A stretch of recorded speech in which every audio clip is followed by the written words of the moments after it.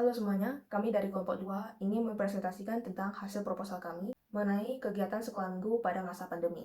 Dosen pembimbing kami adalah Pak Winarko, SAG, SPD, dan ketua kelompok kami adalah Jessica dengan nomor NPM 2142101.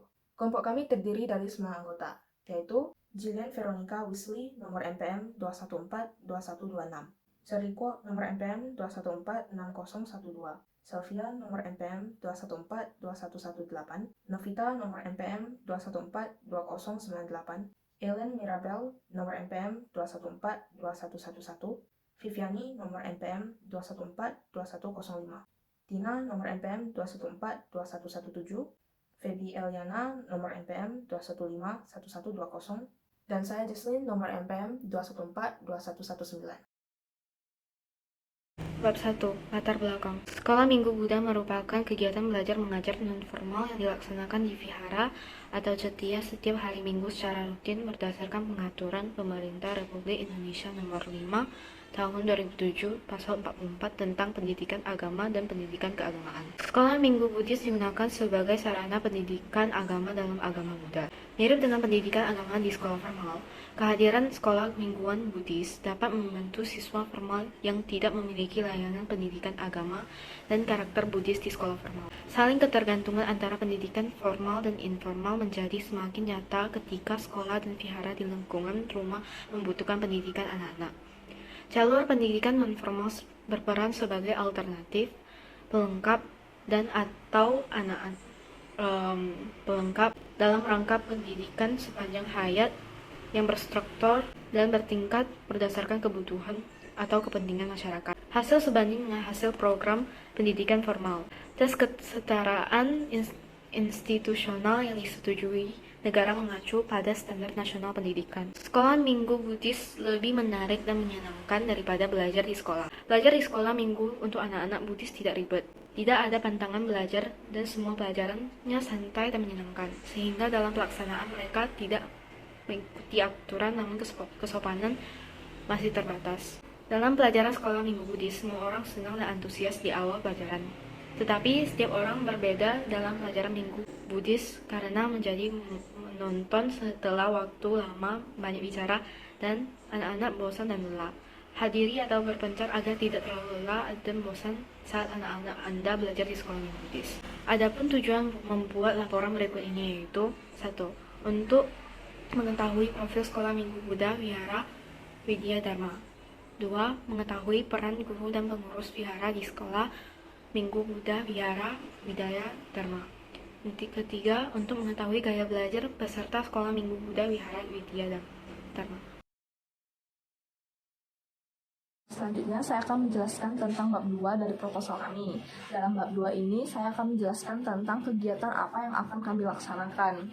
Nah, salah satu kegiatan yang kami pilih untuk bisa dilaksanakan secara daring atau online di dalam sekolah minggu ini yaitu tentang berbagai game yang bisa dilaksanakan melalui situs atau link bahkan aplikasi.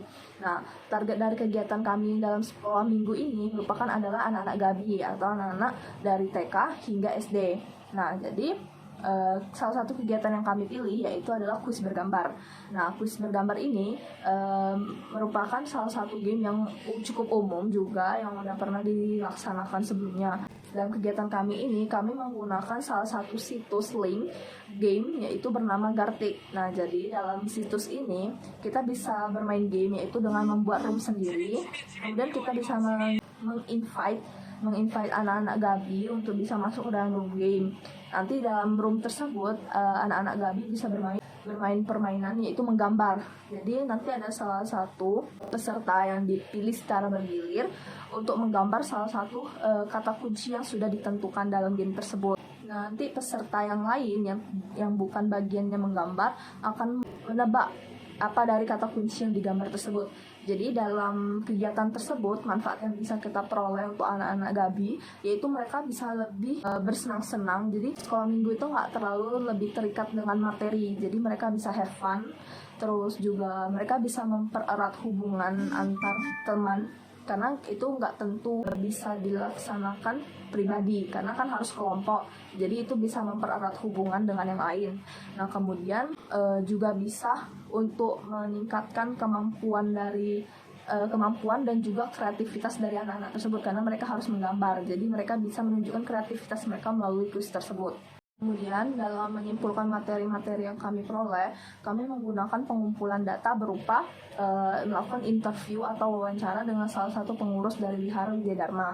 Nah, jadi wawancara ini kita lakukan dengan melakukan survei langsung untuk terjun ke mendatangi Wihara Widya Dharma dan melakukan sesi tanya jawab secara tatap muka oleh salah satu pengurus wihara di sana. Nah, pertanyaan yang kami tanyakan itu seputar tentang bagaimana kondisi wihara setelah masa pandemi, kemudian jumlah umat yang ada di sana, terus juga terkait tentang kegiatan sekolah minggu yang memang sudah dilaksanakan sebelum pandemi. Jadi perubahan apa yang terjadi setelah pandemi ini gimana. Nah, kemudian juga kami ada melakukan pengolahan data. Nah, pengolahan data yang kami gunakan adalah penelitian kualitatif, yaitu teknik non-statistik, yaitu kita mengambil kesimpulan berdasarkan keterangan atau observasi langsung yang telah kami lakukan sebelumnya. Kemudian setelah melakukan pengolahan data, kami ada melakukan salah satu analisis data. Nah, metode analisis data yang kami gunakan adalah metode analisis deskriptif kualitatif, yaitu data yang dikumpulkan dari hasil wawancara dan pengamatan langsung di lapangan terhadap masalah yang diteliti. Nah, kemudian ada langkah-langkah dalam menganalisis data tersebut. Yang pertama, kita ada mengumpulkan data. Nah, kita ngumpulin data yang telah kita peroleh dari narasumber kita, yaitu salah satu pengurus wihara. Kemudian kita juga ada mengidentifikasi data yang telah kami peroleh dari wawancara tersebut.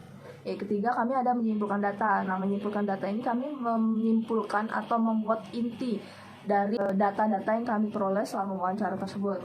Nah, jadi berdasarkan dari hasil wawancara atau observasi kami dapat meneliti bahwa Wihara Widya Dharma adalah salah satu wihara yang berada di Provinsi Kepulauan Riau, yaitu Kota Batam, yang berkecamatan di Batu Aji.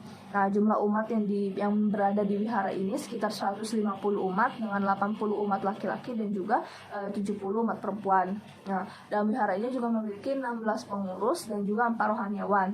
Namun dikarenakan wihara ini dilakukan secara online atau daring, karena masa pandemi ini, maka jika ada kegiatan-kegiatan besar dalam Hari Raya Agama Buddha akan tetap dilaksanakan secara daring untuk para umat, dan juga yang melaksanakan secara offline hanyalah beberapa anggota pengurus saja. Nah, kemudian walaupun begitu, anak-anak tetap mengikuti sekolah minggu yang dilaksanakan secara daring setiap minggunya dengan seksama. Selanjutnya adalah bab 3 tentang biaya dan jadwal kegiatan. Yang pertama adalah anggaran biaya. Anggaran kegiatan ini diperoleh dari dana umat sebesar 300.000 dan anggaran yang dikeluarkan untuk keperluan membeli hadiah sebesar total 300.000. Yang kedua yaitu susunan jadwal pelaksanaan kegiatan. Dari jam 9 hingga jam 9.15 akan dilaksanakan pembukaan yang akan dipandu oleh MC. Jam 9.15 hingga jam 10.15 akan dilaksanakan babak pertama dari bermain game kuis bergambar dan akan dipilih total 5 pemenang. Dari jam 10.15 hingga jam 11, yaitu babak kedua dari bermain game kuis bergambar dan akan dipilih 3 pemenang. Dari jam 11 hingga jam 11.20, yaitu pengumuman dan pembagian hadiah kepada pemenang serta penutupan yang akan ditutup oleh MC. Berikut merupakan lampiran format lembar pengesahan proposal kegiatan agama Buddha. Yang pertama adalah judul kegiatan, yaitu kegiatan sekolah minggu pada masa pandemi. Kedua, bidang atau topik kegiatan, yaitu agama Buddha.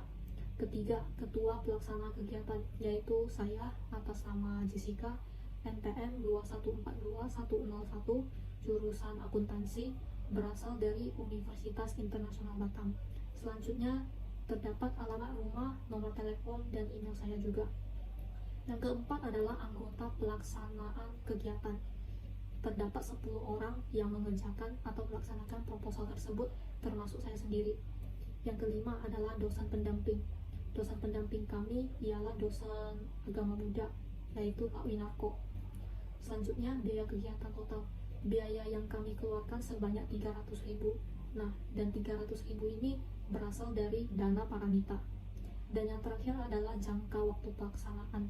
Kami menghabiskan waktu sekitar 1 minggu untuk menyelesaikan proposal tersebut. Demikian video presentasi dari kami. Mohon maaf jika ada kesalahan dan terima kasih.